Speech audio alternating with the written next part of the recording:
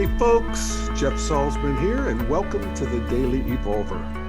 It is Wednesday, February 10th, 2021, and I am happy to be with you today. Got a bunch of stuff I want to cover. I'll start with the big news. I think that I, like many of you, have been probably spending too much time watching the second impeachment of Donald Trump. It is history in the making and fascinating and worth the time if you have it, for sure.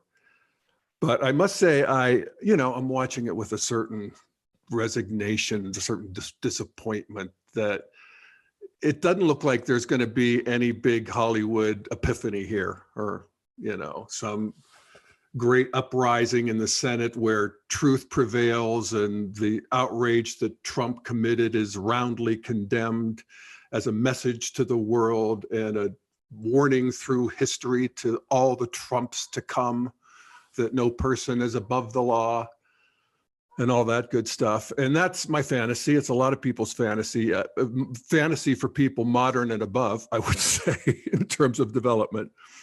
But reality is far more interesting. I hate that. And challenging.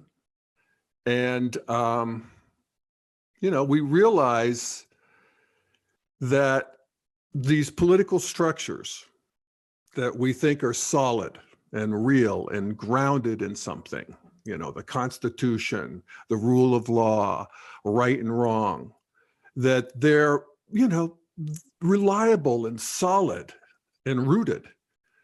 And really, they're more like those floating rigs in the ocean, like where they pump oil or they have the solar collectors. And, they're subject to all the currents and waves, and sometimes a storm brews and comes and knocks it around. And we can see, as we look through history and even, the world today, that the less sturdy of these structures, like in Myanmar, for instance, they can collapse pretty easily to authoritarianism and the earlier structures, basically, which are authoritarian until you get to modern rule of law. But the more sturdy ones, such as our US system, so far at least, endure. And we have just endured a mighty stressor. And it's still really hard for me to wrap my head around what happened since the election, but of course, culminating in January 6th, where we have a sitting US president intent on stealing an election, incites a mob to storm the Capitol to interrupt the election certification by a co-equal branch of government. Like I said, it's hard for me to wrap my head around it. I think it's hard for people to wrap their head around. And I have to say that even if we don't get the result that I want, that the House prosecution is doing a beautiful job of prosecuting this case. I was, as everybody, I saw it on Newsmax, I saw it on Fox News. Everybody was struck by the first House manager and the video that they played. And they played it on Newsmax, right, all of it, where it's juxtaposing Trump and the mob and his role in starting and not stopping and celebrating this mob. And so we watched this video, and the line that still rings in my head is the House manager, the prosecutor, I'm forgetting his name, but he was great. He looks out and he says, "If that's not impeachable, then nothing is." And boy, that was pow, right in the kisser. Then there was Joe Neguse, my congressman. I think that reflects well on me because he was also very good. He has an integral vibe. I've met him a couple times, and I really, really like him. I want to know more about him, and it was fun seeing him yesterday. And he came on and he made an equally compelling case in terms of the intent of the founders who wrote the Constitution and laid out the case perfectly, that the actions of Donald Trump were exactly what impeachment was called for, that one could be impeached after one left office. And I thought it was a very well-made case. Will it win the day? I don't know, because we still have Trump's people coming on. And so we have Trump's lawyers come on and present the most ragged and rambling defense. It has been panned by everybody. They were furious at him on Newsmax. Just that, what a blown opportunity, particularly the first Trump lawyer. So, there we are, case closed. The rules are clear. The intent of the rule writers is clear, and it's time to vote. No, but yes, it passed, fortunately. So the impeachment will go on. That's what they were voting on. Should it go on or should it not? But 44 Republican senators, including Mitch McConnell, voted against proceeding, signaling, I think, what they're going to do with the, with the impeachment itself. So, in this case, the structure gives way to the liquid political waves and eddies and turbulence that it's floating in. And it's, it is challenging. It's unattractive. It's, the hypocrisy, we see each side, and I'm a big both sideser. I am. They're different. The left has a higher complexity. The right has a higher sort of homogeneity. So they have different ways of fighting and so forth, but they both, it's like, yes, this rig is floating in this turbulence, but it's also rooted. It's like these rigs that do float. They're actually chained to the bedrock beneath the ocean floor. And that bedrock is what I've never seen anything better than integral theory for describing what that is, which is the worldview, the identity of each of us. We each have this rooted bedrock worldview / identity from which our opinions flow. And so we can fight for this reading or that reading of the Constitution. We can fight for the deficit or for the spending or for the, foreign policy. We could be justice must be done. Some people, so it's now the justice must be done crowd is let's just forget about it. Let bygones be bygones crowd. Let's just move on. Forget about Trump or whatever, continue to pander to him, simply because in our two-party system, these senators, for whom their senatorial career must mean a lot, because they could do other things. They don't have to keep those jobs. I don't quite get the holding on to it. At any rate, I don't want to psychoanalyze the Senate too much, but the system does survive all of this. That bedrock is solid. Actually, it's not solid either, but we'll maybe get to that. Maybe I'll just sort of go off on a little tangent right now. And, it's the teachings that I learned in my Masters of Divinity program at Naropa, the Buddhist program. And it's the teachings of Trungpa Rinpoche, who talks about how there's really never any place to relax. There's never anything that's solid. Everything is in motion. And he would use this example that would just hit me right between the eyes.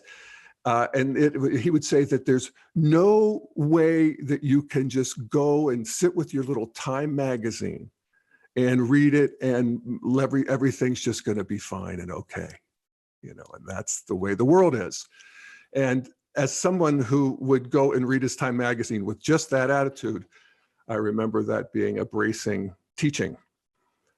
So there's that ultimate truth that there's nothing solid, really. This whole thing's a verb. We're verbs, But the system does survive, and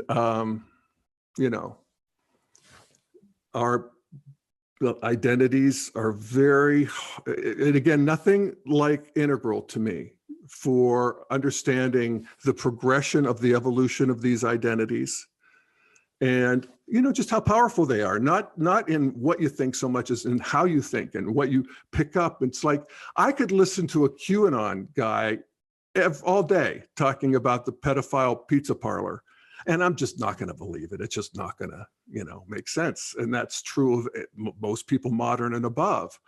But for people who are at that stage of development where things are more mythical than rational, or more magical than rational. So that would be the red stage, and the traditional stage, the blue stage in spiral dynamics, amber stage in aqua theory, that those stages are not subject to reason in the way that the modern worldview is. And I saw a perfect explanation of that. People are really getting hip to this. And this whole idea of tribal politics being the ultimate, determiner is really a great realization that a lot of people are having in the culture. And one of them is Bill Maher. And I use Bill as an example of, he has a lot of proto-integral qualities. And, his main qualification for that designation is that he, I don't want to say hates, but he calls out vociferously both the extreme left and extreme right. And I think that right then, if you get that going, that you have somebody who's extra interesting. And so he is to me. And I'm going to play a clip from his show where he talks about the religious aspects of Trump and Trumpism. And so here it is. We might as well be honest about what it's really about. The events of January 6th were a faith-based initiative. And Trumpism is a Christian nationalist movement that believes Trump was literally sent from heaven to save them. It's right there in Senator Tommy Tuberville's campaign ad. God sent us Donald Trump because God knew we were in trouble. All right, and I'll continue in a second. I just wanted to make the point that because I just can't play the whole thing, that I'm going to talk a little bit about what he said in between, and I'll play a couple other, I think, significant clips. So he goes on to say, Bill does, that there's a lot of talk now in liberal circles about how Republicans should tell their base who still believe the election was rigged that they need to grow up and move on and stop asking the rest of us to respect their mass delusion. And of course, it is a mass delusion. And then he goes on, and But the inconvenient truth here is that if you accord religious faith the kind of exalted respect we do here in America, you've already lost the argument that mass delusion is bad. Please, magical religious thinking is a virus, and QAnon is just its current mutation. It's the same basic plot. Q is a prophet, Trump is the Messiah, there's an apocalyptic event looming, the storm. There's a titanic struggle of good versus evil, and if you want good to win, just keep those checks coming in. We need to stop pretending there's no way we'll ever understand why the Trump mob believes in him. It's because they're religious. They've already made space in their heads for shit that doesn't make sense. And then he goes on and he talks about how, it's fun for everybody to laugh at the lizard people in the pedophile pizza parlor. And then he says, but have you ever read the book of Revelations? And of course, Revelations is in the New Testament. It's the last book of the Bible. And in the Revelation, and he talks and he shows illustrations that they've got a 7-headed dragon and with the body of a locust and the face of a man and the teeth of the lion. And the book of Revelations will tell you exactly where the world ends in Megiddo, Israel, where all the armies of the world will gather, and Jesus will come down on a flying horse, shooting swords out of his mouth. And that will initiate a 1,000-year cosmic battle with Satan and the beast and the Antichrist. And that's true. That is in Revelations. And of course, Christianity has all sorts of non-rational beliefs: walking on water, water into wine, rising from the dead, all of it. The Old Testament is full of that sort of thing too. Every religion is. Again, these are pre-modern mythic structures of consciousness that are doing their best to make sense of the world at the time that they're coming online. And, so anyway, he goes on and he talks about how the rioters were doing all sorts of religious demonstrations. There were lots of Jesus 2021 flags, and that this was in fact a religious uprising. And then at the end, it helped. This was good. He drove some of this home for me too, in a way that I hadn't really put together. But this last part is, I thought, significant. And another clip here. It's not a coincidence that every senator who objected to certifying the electoral vote in Arizona is an evangelical Christian. Yeah, interesting. And he shows their pictures. And, it includes Ted Cruz and Josh Hawley. And I've learned more. I knew Cruz was an evangelical Christian. I sort of doubted his sincerity because of his oleaginous personality. But he just may have a bad personality. He may really believe it. There's a spectrum of bad personality, I think. And, he's definitely wanting there. But Josh Hawley is a committed evangelical Christian. And we know people like this. I do, who I can think of two in my life that I've known for decades. And we did all kinds of stuff together, and we had lots of fun together. We went to college together. They were smart. And the whole time, although early in our lives, it was sort of under the current, but they're religious evangelical Christians now as adults and grandfathers now, but they are very smart, very devout people. And it's interesting to see that, it's almost, integral. Maybe it is proto-integral in a certain kind of way, where you can hold both, but the heart is religious and mythical. It made me more sympathetic to these Republican senators, that if to the degree that they are committed Christians, then I'm sympathetic, because that means that they're sincere. They're sincere traditionalists rather than opportunistic red warriors, if you will, which is the stage before traditional. That's a stage before the blue-orange stage. And that's where Trump is, where, you use religion as another tool in your power toolbox. And you don't believe it, you don't disbelieve it, whatever. It's there for you to use. And that's lower, And so I've often wondered on the show to what degree Trump may have actually got some religion in a certain egocentric way, or egocentric religion is that God is my superpower and religion is my superpower. And to the degree, I don't know with Trump, he's too fractured of a personality for me to know. And he will be forever interesting, I suppose, even though I resent every moment that he absorbs of my time. Anyway, so there you go. So there's Bill Maher, and Bill Maher, basically, he's as a lot of people do, he's confusing correlation with causation. He's saying that religion is the virus that infects people in politics, making them non-rational, when in integral reality, these are stages of identity and worldview that out of which both religion and mythic politics emerge. So again, it's this worldview and identity that is prior to both. And I think, integral helps us to see that.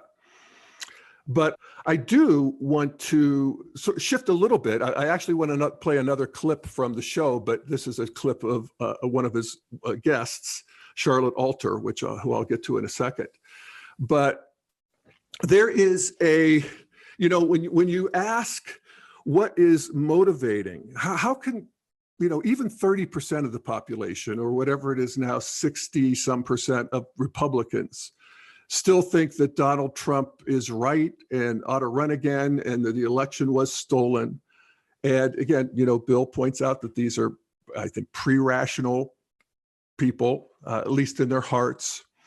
And but what motivates them, and I've talked about it a lot on the show, is basically a resistance to the progressive worldview. That's really the most important thing. If you see the world as a battle between good and evil, and they do, and you see something like the sexual revolution, start and stop there. Where premarital sex and pornography and this culture of sex and movies and pop music and the breakdown of the family and the breakdown in the family and the minority communities and all of that. And you see that as, you don't see that as good. You don't see that as progress. And that's not to mention the other ways in which progressive culture has ruthlessly won the culture war and relegated religion and patriotism to quaint at best and, sinister at worst. And they see that as a cultural juggernaut that they have to use any means to fight against, including, finding their own King Kong or Godzilla or whatever Trump is to them. Maybe that's what he is to them. Anyway, so, the biggest heresy, traditionalism, of course, traditionalism fights all kinds of heresies of other traditionalists and pre-traditionalists who are using magic. Magic has to be stamped out, and idol worship and all of that sort of thing. We melt down the golden calf at traditionalism. But the biggest heresy, of course, as we see the evolution of things, is the next stage that comes out of traditionalism, which is modernity, which is rationality. And, rationality is the biggest heresy if you look at it historically. And it makes sense because rationality is like an acid wash to religious faith. It just dissolves it. You could explain everything in terms of natural processes that don't require an angry God or a jealous God or any of that kind of stuff. And again, that's not seen as progress for religious people who live in an enchanted world where this world is not their home, where they are a precious child of Almighty God who sees them and loves them.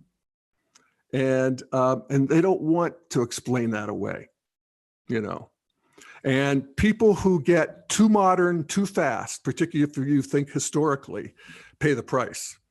And you can ask Socrates, you can ask Galileo, Spinoza, I don't know how many people, were burned at the stake for canceled, let's say. That talk about cancel culture. The evolution of cancel culture is that, if you step out of line in a traditional society, you are canceled, and sometimes at the stake. So, every stage has its thought police. We have an evolution of the thought police, of evolution of politically correct speech, evolution of heresy, and modernity has its as well. And I've talked about it on the show, but it's important to realize because we think of modernity as sort of this neutral space where everybody gets to believe what they want, and it is. It's amazing that that happens, that we don't have to believe anything anymore. Our own inner world is our own, and we still have to follow the rules and so forth, the laws, but our inner world is our own. But still, if you, bring religion into an office, or you argue for a position in your company that is where the basis of your argument is God told me to in a burning bush, then you see how quickly you are marginalized, not burned at the stake, but not taken seriously. and seeing be your suspect. And, and that's, in a way, it's modernity's job is to wring the superstition and the brutality of the earlier systems out of the, wring it out. But they also wring out the enchantment. And so this is sort of the thought police of modernity, where God is not really allowed in, or spirit, and that sort of thing.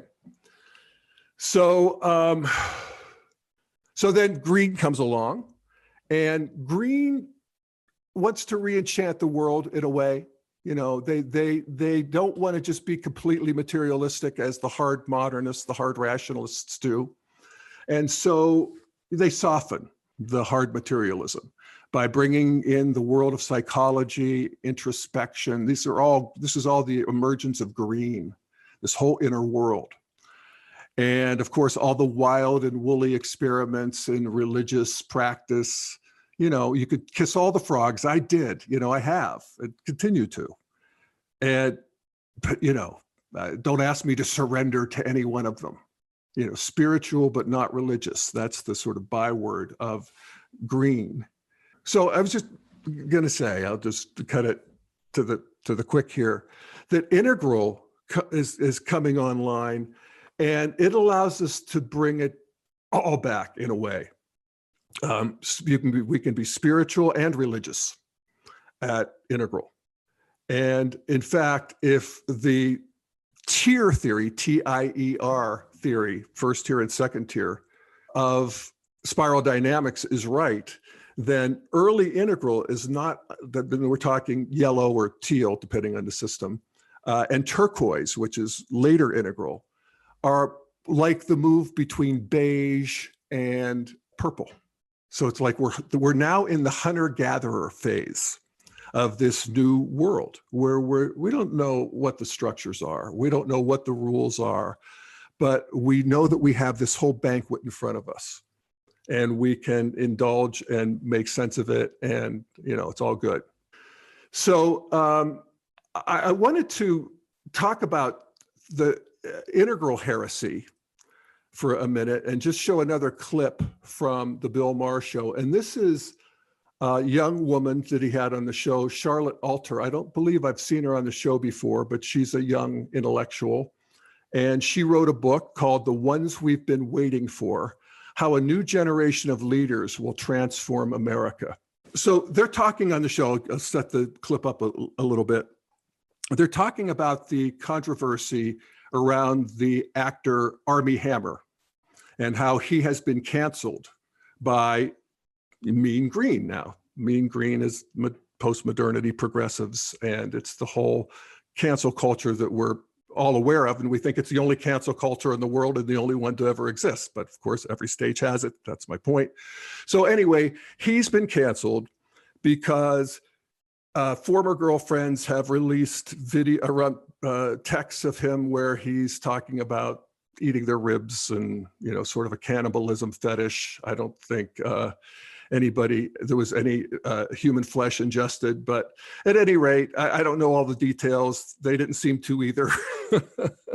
But they were talking about, Bill particularly was talking about how awful it is that these people are canceling statues of Lincoln and all of the excesses that we all know about from green cancel culture. And so here she responds to him as he bemoans this. And I think she has an integral response, and I think you can see the problems that arise from it. So here we go. Men, for very understandable reasons, are now tremendously anxious. And I completely understand why. There's a tremendous amount of anxiety that their sexual behavior could get them completely shunned from society.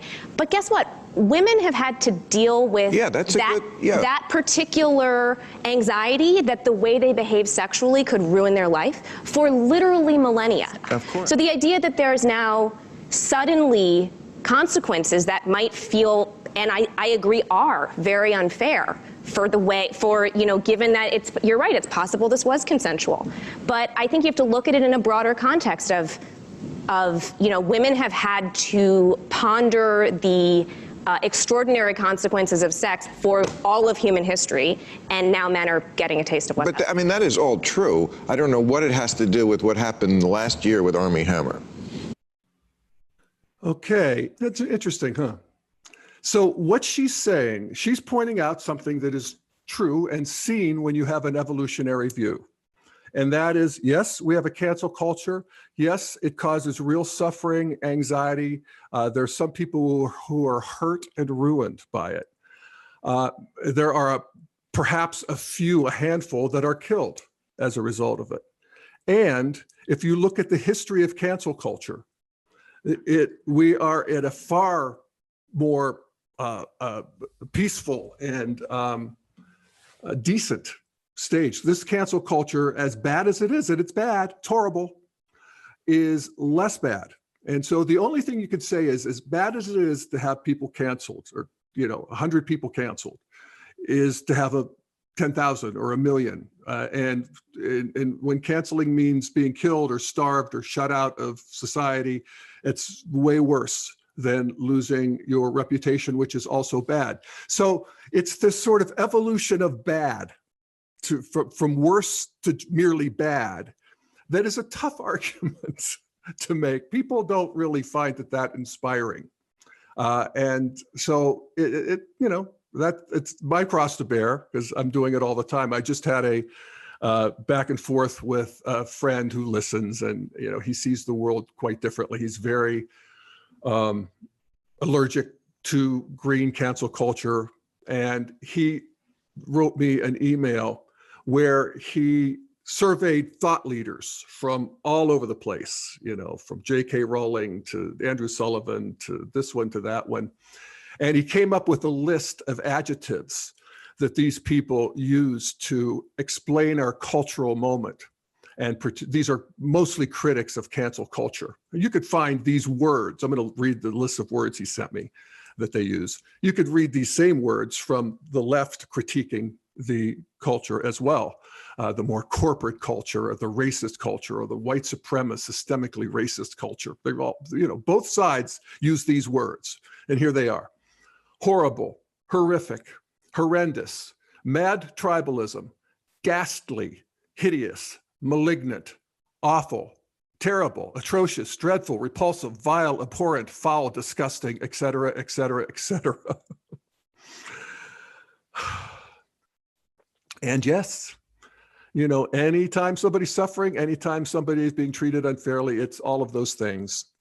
And I do just want to note that in the evolution of how we cancel and oppress each other, it's a way better ballgame now. And I just think that's worth noting. And I think it's an antidote to the relentless, it seems through all time, dishing out of this sort of collective self-loathing that is dished out by cultural critics for all time. Again, I mean, I can go back in history and if you want to be a cultural critic, make sure you loathe the culture that you're in, and I think it's time to add this other piece, and that changes everything, because you see that we're in a living system that is evolving towards, yeah, we're still fighting, but we're fighting our way forward, and it's not pretty, but it's beautiful. And that we are locked in a cycle of collective self-loathing, which, if we had it for ourselves as individuals, if we talked about ourselves and to ourselves the way we talk about our culture, then we would want to go to therapy so we could fix that and stop, all of the negative self-talk. So let's stop the negative self-talk. I don't know if you can stop it, but let's at least add this other piece.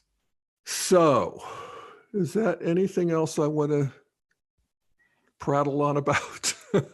Yes, I have all kinds of stuff here, but we'll wait. It's been, we're well over a half hour, and I think that's enough integral for one day. So I appreciate you tuning in. I encourage you to join me and, send this out, recommend it, and like me on Facebook and follow me on Twitter and subscribe to YouTube. And if you haven't already, become a member of Integral Life, which is the company that sponsors this podcast. And by the way, I've been doing it for 10 years, I think this month, and through Integral Life. And I appreciate them very much. And I encourage you to check them out. All right. Thanks, folks. See you next time.